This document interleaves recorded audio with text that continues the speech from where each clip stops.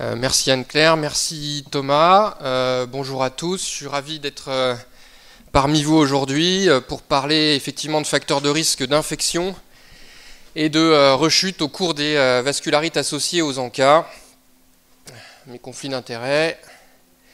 Alors on va commencer par le risque infectieux et finalement avant toute chose je voulais vous rappeler l'importance du risque infectieux au cours des vascularites associées aux ANCA. Alors il y a plusieurs publications qui l'ont clairement démontré. Celle-ci est une des plus récentes. Il s'agit d'une étude dans laquelle ont été poolés 7 grands essais de Levas avec des patients finalement de gravité assez variable, un suivi assez long et puis une comparaison en fait de la survie des patients par rapport à une population contrôle appariée pour l'âge, le sexe et le pays de prise en charge. Alors quels sont les messages ? Eh bien donc la mortalité est augmentée au cours des vascularites associées aux ANCA, quel que soit l'âge des patients. Les facteurs associés à la mortalité sont déjà connus, c'est l'âge, l'insuffisance rénale notamment. Mais un des principaux messages de ce papier, ce qui rejoint le sujet d'aujourd'hui, c'est que la première cause de décès, c'est les infections. Devant la mortalité cardiovasculaire et la mortalité d'origine néoplasique, et après les autres causes arrivent derrière. Et ces infections, elles concernent tous les âges de la vie. Évidemment, chez les gens les plus âgés, on a plus de mortalité d'origine infectieuse, mais c'est également le cas chez les gens plus jeunes, en dessous de 50 ans, 20% de mortalité d'origine infectieuse. Et puis, c'est le cas pendant toute l'évolution de la vascularite, même si c'est plus important au cours de la première année, suivant le diagnostic du fait de la lourdeur des traitements immunosuppresseurs. Donc ces infections, c'est un réel problème, puisque c'est la première cause de mortalité aujourd'hui au cours des vascularites associées aux ANCA. Donc c'est pour ça que je pense que c'était effectivement pertinent d'en parler aujourd'hui. Alors quelles sont ces infections ? Là aussi, il y a plusieurs publications dans la littérature. J'ai sélectionné celle-ci, qui est un travail suédois, avec plus de 300 vascularites associées aux ANCA. Il y a des GPA, il y a des MPA, mais il y a aussi des SHURG. Et ils ont recensé les infections sévères définies par une hospitalisation ou la nécessité d'une antibiothérapie intraveineuse. Vous voyez que 40% des patients ont présenté une infection sévère, donc c'est élevé. Et ce qu'on peut dire, c'est que c'est pour la plupart des patients relativement anciens, donc il y avait encore une forte représentation de l'endoxan versus le rituximab, mais ils ont aussi dans cette étude une cohorte un peu plus récente où ils trouvent à peu près les mêmes messages. Alors quelles sont les infections ? Eh bien, donc, c'est surtout les infections assez communes, celles qu'on observe en population générale. Donc, avant tout, des infections pulmonaires, des sepsis, des infections urinaires, avec une représentation assez forte des entérobactéries, du staph. Et puis, évidemment, il y a quelques infections opportunistes, mais vous voyez que parmi le nombre total d'infections, il y a assez peu d'infections opportunistes, avec essentiellement des infections virales de la famille des virus de l'herpès, et notamment le CMV. Et puis donc quelques pneumocystoses, 4, dont 2 chez des patients qui n'avaient pas de prophylaxie et 3 infections à candida. Alors dans ce papier, et ça commence à répondre un peu à la question, ils sont intéressés aux facteurs qui étaient associés à la survenue d'infections en analyse univariée et multivariée. Et finalement, les 2 grands facteurs qui ressortent comme étant associés au risque de présenter une infection, c'est la sévérité de la vascularite et donc probablement de son traitement immunosuppresseur et l'âge. Alors là, je voulais m'y arrêter avec cette publication assez récente de l'équipe de Sébastien Satui et puis je crois que c'est Peter Grisen, le dernier auteur, qui est paru dans le Lancet Rheumatology il y a peu de temps, sur le concept de fragilité. La fragilité, finalement, les définitions ne sont pas très consensuelles. Vous avez des définitions un peu complexes qui vont parler de vulnérabilité ou de réduction des capacités de réserve. C'est un concept qui est très bien connu de nos collègues gériatres, avec ce diagramme de Bouchon qui montre régulièrement dans les topos de gériatrie.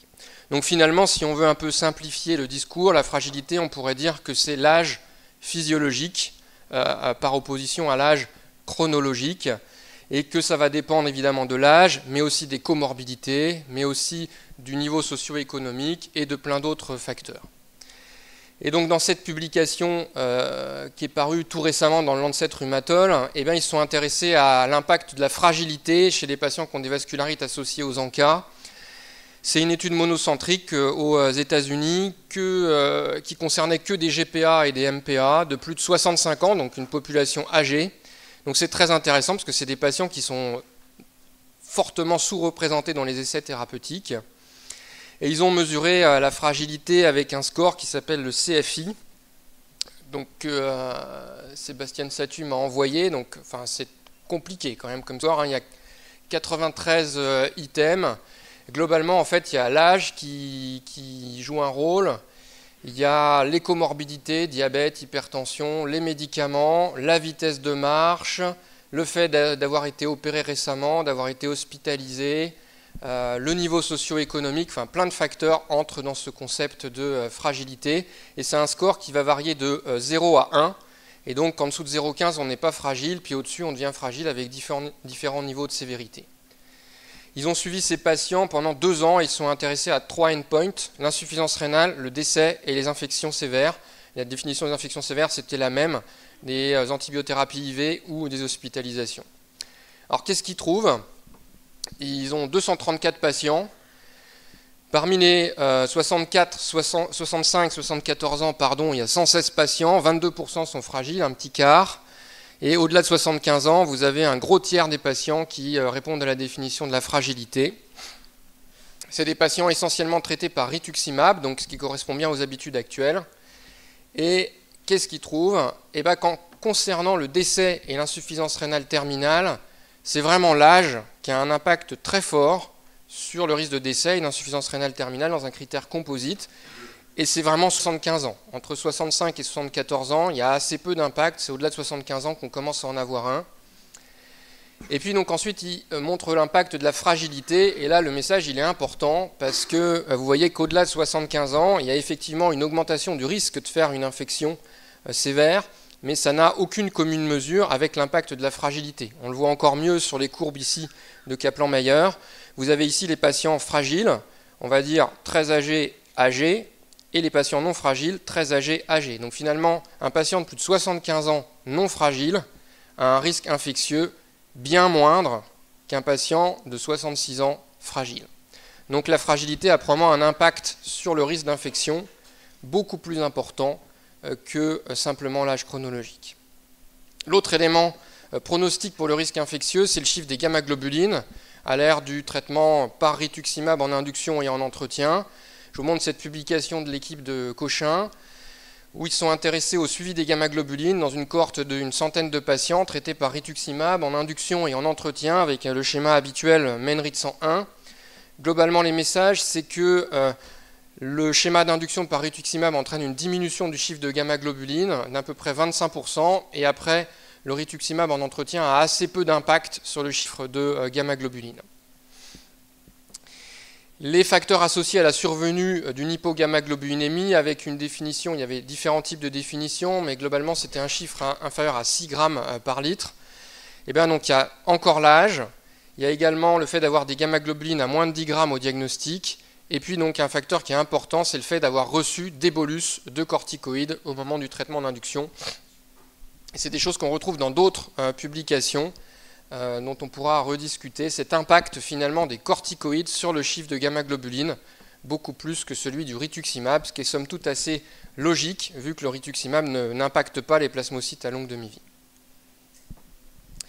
Alors dans ce papier, il montre qu'effectivement, le risque d'infection est sévère et beaucoup plus important chez les patients qui ont une hypogamma que chez ceux qui n'en ont pas, et sont décrites les infections sévères. Chez ces 98 patients, vous avez 28 infections sévères, donc à peu près un tiers des patients, et on retrouve les mêmes choses que dans la publication suédoise, essentiellement des pneumopathies, des infections urinaires, des sepsis, et vous voyez qu'il n'y a pas de pneumocystose, et que dans cette cohorte, 85% des patients avaient une antibioprophylaxie par Bactrim.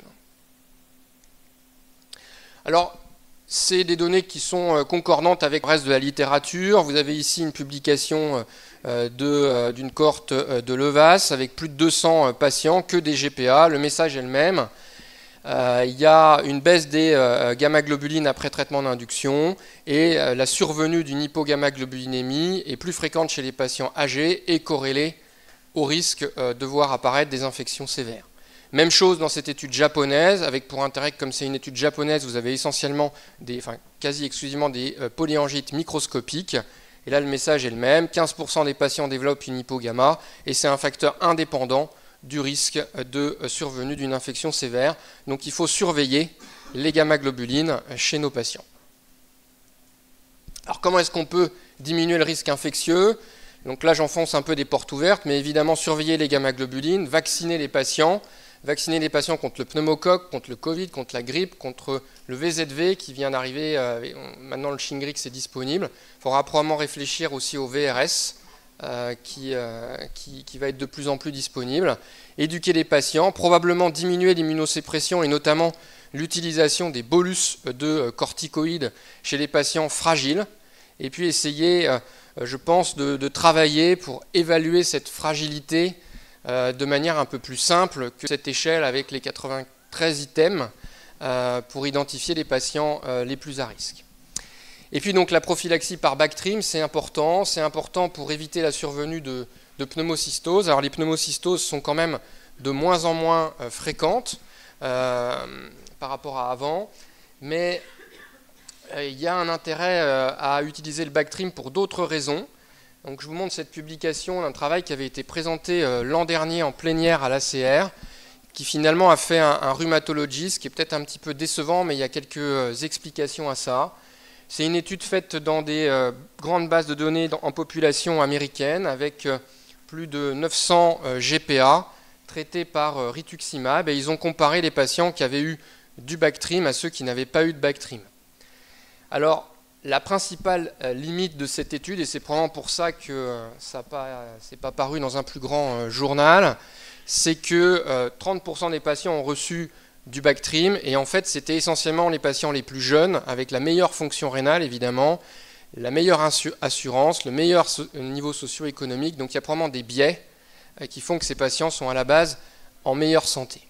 En tout cas, un des messages, c'est que évidemment, dans l'analyse de sous-groupe, le Bactrim faisait diminuer le risque de pneumocystose, même si ça n'atteignait pas le seuil de significativité parce qu'il y avait trop peu de cas. Mais ils ont également montré que ça diminuait le risque de toute infection. Donc il y a probablement un effet protecteur infectieux plus large à l'utilisation du Bactrim en antibioprophylaxie, avec toutes les limites que je viens de vous énoncer, parce que le fait d'être plus jeune, moins insuffisant rénal, avec un meilleur niveau socio-économique, finalement, ceux qui avaient du Bactrim, c'était les moins fragiles. Alors, concernant les rechutes. Les rechutes, au cours des vascularites associées aux ANCA, c'est fréquent et ça peut potentiellement être grave. Et finalement, la fréquence des rechutes va beaucoup dépendre du traitement d'entretien qu'ont reçu les patients. Dans des essais qui n'ont pas de traitement d'entretien, par exemple le bras rituximab de Rave, vous avez plus de 30% des patients qui rechutent à 18 mois. Et puis donc dans des essais où le traitement d'entretien est optimal, comme dans le bras rituximab de Menrit 101, ça va descendre à 5%. Donc c'est très fréquent, c'est potentiellement sévère et c'est fortement impacté par le caractère optimal ou non du traitement d'entretien, et je pense que Pierre-Charles en reparlera beaucoup après. Alors quels sont les facteurs associés au risque de rechute? Ils sont assez bien connus, et notamment, ça avait bien été confirmé dans les données à 18 mois de l'étude Rave, il y a un facteur pronostic important qui est l'existence des anticorps anti-PR3. Très clairement, les patients qui ont des anticorps anti-PR3, quel que soit leur traitement, rechutent plus que ceux qui ont des anticorps anti-MPO. Alors, est-ce qu'il y a d'autres facteurs? Il y a beaucoup d'études qui s'y sont intéressées. Je vais vous en présenter quelques-unes. Une des principales, c'est celle-ci, étude publiée par Michael Walsh, qui est en fait une cohorte issue de 4 essais thérapeutiques de Levas, Noram, Cicasarem, Cyclops, Mepex, donc même chose, c'est des patients de gravité assez variable. 50% de GPA, 47% de polyangite microscopique, avec une créate moyenne aux alentours des 200. Donc je vous passe toutes les analyses. Qu'est-ce qu'ils trouvent en analyse multivariée? Eh bien, à peu près la même chose. Les anticorps anti-PR3 sont associés à une augmentation significative du risque de rechute, l'atteinte cardiovasculaire aussi, et à l'inverse, il y a un facteur protecteur qui est l'existence d'une insuffisance rénale. Donc là, on est au diagnostic. Au moment du diagnostic de vascularite, le fait d'avoir une créate à plus de 200 est protecteur du risque de rechute. Donc là aussi, c'était des choses qui étaient déjà connues dans cette publication dans Rhumatology en 2010, chez des patients GPA. Là aussi, donc l'insuffisance rénale était productrice et on retrouvait l'atteinte cardiovasculaire. Et puis donc dans cette série chinoise, un peu plus récente, où il y a surtout des vascularites à anti-MPO, comme il n'y a pas le facteur PR3, on retrouvait l'insuffisance rénale comme facteur protecteur et l'atteinte pulmonaire comme facteur associé au risque de rechute, probablement parce qu'il y avait quelques GPA MPO positives. On s'y est intéressé au sein du groupe, et beaucoup d'entre vous ont participé d'ailleurs à ce travail, à partir de données de suivi au long cours de 5 essais thérapeutiques menés au sein du GFEV, Chouspan 1, Chouspan 2, Menrit 101, Vegent et Cortage. On a pu rassembler plus de 400 patients, moitié de GPA, moitié de MPA, et on les a suivis pendant un petit peu plus de 7 ans, et à peu près la moitié rechutait, 20% décédaient après avoir rechuté ou sans avoir rechuté au préalable. Et donc on s'est intéressé avec un modèle statistique qui est un modèle dit de Fingray, qui permet d'étudier des risques compétitifs, parce qu'évidemment si vous décédez, vous ne pouvez plus rechuter. Donc ces deux risques qui sont compétitifs, ça nécessite des analyses statistiques particulières. Et en analyse univariée et multivariée, on a identifié 3 facteurs qui étaient associés au risque de rechute. Un facteur associé à une augmentation du risque est toujours ce même facteur, les anticorps anti-PR3, et 2 facteurs associés à une diminution du risque de rechute, l'âge et l'insuffisance rénale. Et donc, plutôt que le chiffre de créate, la clairance évaluée par la formule CKD était plus performante, et le cutoff c'était d'avoir une clairance à moins de 30 ml par minute, et là aussi on se situe au moment du diagnostic de la vascularite. Ça nous a permis de construire un score. Ce score il est assez simple, c'est 1 point par facteur, et donc il va varier de 0 à 3 points. Plus le chiffre est élevé, plus le risque de rechute est élevé. 1 point s'il y a des anticorps anti-PR3 au diagnostic, 1 point s'il y a un DFG à plus de 30 ml par minute au diagnostic, et 1 point si le patient a 75 ans ou moins au diagnostic. Et donc ça fait un score qui varie de 0 à 3 et qui a été validé dans la cohorte de développement et dans une cohorte de validation. Donc vous voyez que ce n'est pas absolument parfait, mais 5 ans après le diagnostic, on a quand même des AUC qui sont autour de 0,8, donc c'est pas si mal.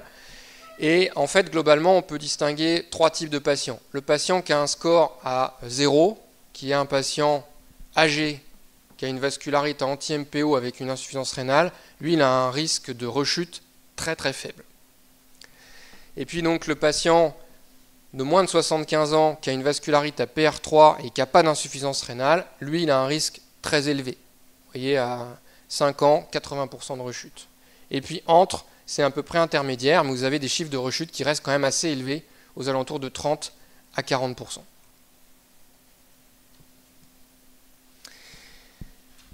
Donc voilà pour le diagnostic, comment évaluer le risque de rechute au moment du diagnostic de vascularite associée aux ANCA. Et finalement, ce qui est presque le plus important, c'est en cours de traitement, parce que maintenant on sait bien les traiter avec le traitement d'induction, puis le traitement d'entretien par rituximab, puis un beau jour, il faut arrêter le traitement d'entretien par rituximab, parce que les gamma-globulines sont trop basses, parce que il est temps d'arrêter. Et il faut pouvoir finalement stratifier qui est à risque de rechute et qui n'est pas à risque de rechute. Alors comment le faire ? Il y a essentiellement des données sur le suivi des ANCA. Et il y a notamment cette étude qui est une étude qui avait été publiée par Fussner. Et donc c'est des données de l'essai RAVE dans le sous-groupe des patients qui ont des anticorps anti-PR3. Ça faisait 93 patients, moitié dans le groupe Ritux, moitié dans le groupe Endoxan. Et en fait, ils ont fait un suivi longitudinal des taux d'anticorps anti-PR3 avec 2 techniques d'ELISA, un ELISA standard et un ELISA maison. On va oublier l'ELISA maison parce qu'il était moins performant de toute façon. Quel est le message ? Au cours du suivi, à peu près la moitié des patients repositivent leur taux d'anti-PR3 et c'est finalement associé à une augmentation du risque de rechute ultérieure et notamment de rechute sévère, de rechute rénale et de rechute avec une hémorragie intra-alvéolaire. Et finalement, plus la rechute est sévère, plus le hazard ratio augmente. Et c'est notamment vrai dans le groupe rituximab. Donc finalement, la valeur prédictive de la survenue d'une rechute après la repositivation des ANCA anti-PR3 est probablement plus vraie chez les patients qu'on traite par rituximab que chez les patients qu'on traite par endoxan avec un relais Immurel. C'est des données qui avaient également été identifiées dans le suivi au long cours de l'étude MEN 101 publiée par Benjamin il y a quelques années, où donc les patients, je vous le rappelle, recevaient du rituximab ou de l'azatioprine en entretien. À 24 mois, c'était arrêté, puis il y a eu un suivi au long cours. Les patients n'avaient plus de traitement par définition. Donc on voit que 5 ans plus tard, la survie sans rechute est toujours meilleure chez les patients qui ont reçu du rituximab, mais aux alentours de 24 mois après la dernière perfusion de Ritux, il y a une petite marche avec un excès ici de rechute. Et dans le papier, les facteurs associés à cette rechute chez les patients sous rituximab sont analysés et on retrouve la valeur des PR3. Donc les patients PR3 rechutent vraiment plus que les MPO, mais ceux qui vont rechuter le plus, c'est ceux qui ont des PR3 restant positifs à M12 du traitement d'entretien, c'est-à-dire finalement les patients qui vont garder des PR3 positifs 1 an avant l'arrêt du Ritux sont très à risque de rechuter après l'arrêt du traitement d'entretien. Alors dans le papier est également analysé les hazard ratios en suivi longitudinal pour prédire finalement la valeur prédictive à chaque point de prédiction du risque de rechute. Donc vous voyez que la réapparition des B, quelles que soient les visites, ne va pas prédire grand-chose. Par contre, le taux des ANCA, même si les écarts types sont très larges et pas toujours significatifs, il y a quand même une tendance. Plus on est à distance de l'arrêt du traitement, plus la valeur prédictive de réapparition des ANCA, et a fortiori les anti-PR3, va prédire le risque de rechute ultérieure. Alors pourquoi cette non-significativité concernant le monitoring des B? Probablement parce que monitorer les B en mesurant juste les CD19 circulants n'est pas suffisant. Donc je vous montre cette publication qui est parue il y a 2 ans dans Arthritis. Là aussi, c'est des patients issus de rêve. Alors il n'y en a pas beaucoup, mais il y a eu des analyses assez approfondies du phénotypage B, 24 patients. Et donc ils ont fait des phénotypages très réguliers dans le cadre d'un suivi longitudinal, en distinguant ce qu'ils appelaient la redétection des B, c'est-à-dire dès qu'il y avait plus de 10 B par microlitre, ou la reconstitution des B dès qu'il y avait plus de 69 B par microlitre. Donc il y avait une durée médiane après le traitement d'entretien de 12 mois pour la reconstitution. Alors ils ont fait de la cytométrie assez classique des lymphocytes B, donc fenêtrage sur le CD19, un marquage avec le CD38 pour identifier les plasmablastes, et puis parmi les B, avec un marquage CD27 IgD, distinguer les B naïfs, les B transitionnels, et puis donc les switchés.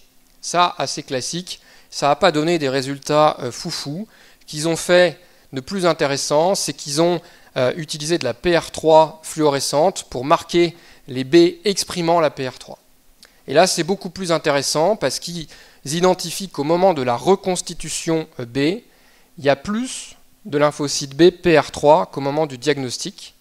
Ils les isolent en cytométrie et ces B PR3+ peuvent se différencier en plasmablastes et en plasmocytes, producteurs d'anticorps anti-PR3. Donc finalement, au moment de la reconstitution, réapparaissent des B, puis des plasmos, qui produisent des anticorps anti-PR3. Et donc c'est une minorité des cellules, vous voyez, c'est 3%. Et donc c'est probablement ça, quand on mesure nos B qui réapparaissent, finalement il y a 97% de ce qu'on mesure qui n'a pas d'impact. Et puis dans cette publication, il montre très clairement, en analyse longitudinale, que les patients qui ont des plasmablastes anti-PR3 qui réapparaissent, eux ils rechutent. Ceux qui n'ont pas ces plasmablastes anti-PR3 ne rechutent pas. Donc ça, à mon sens, c'est assez intéressant. Il y a une étude, peut-être que Pierre en reparlera, qui est cette étude américaine qui a comparé le retraitement en fonction de la reconstitution B ou des ANCA. On a l'impression que quand on retraite sur les ANCA, c'est trop tard, et sur les B, non. Il faudrait pouvoir mesurer ça, mais là aussi, c'est probablement compliqué. Alors, comment diminuer le risque de rechute? Est-ce qu'il faut traiter plus longtemps? Je pense que Pierre va vous en parler aussi. La réponse, c'est oui. Plus on traite longtemps, Menrit 103 l'a montré, plus on diminue le risque de rechute avec un traitement, il est vrai, qui est plutôt bien toléré. Est-ce qu'il faut traiter à plus forte dose? Donc la dose de rituximab, ça semble quand même jouer un rôle. Ça a été montré là aussi par ce travail de l'équipe de Cochin qui a été publié l'an dernier. C'est une étude ancillaire de Menrit 102 en fait, où 135 patients ont été inclus et ont eu des dosages de rituximab. Et en fait, le dosage de rituximab, il est plus faible chez les patients qui avaient la stratégie à la demande versus les patients qui avaient la stratégie systématique. Et cette concentration de Ritux a un impact sur le risque de rechute. Les patients qui ont une concentration diminuée vont plus rechuter que les patients qui ont une concentration normale.